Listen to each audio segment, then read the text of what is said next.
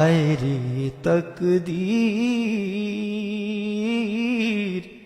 দেখতে পাবো না রুই মুখ,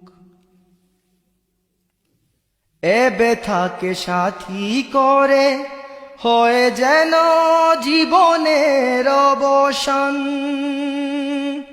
খুঁজব তোমাকে আমি মুর্শিদ হাসরের ময়দান। এ ব্যথাকে সাথী করে হয় যেন জীবনের অবসান। খুঁজব তোমাকে আমি মুর্শিদ হাসরের ময়দান। দেখতে পাবো না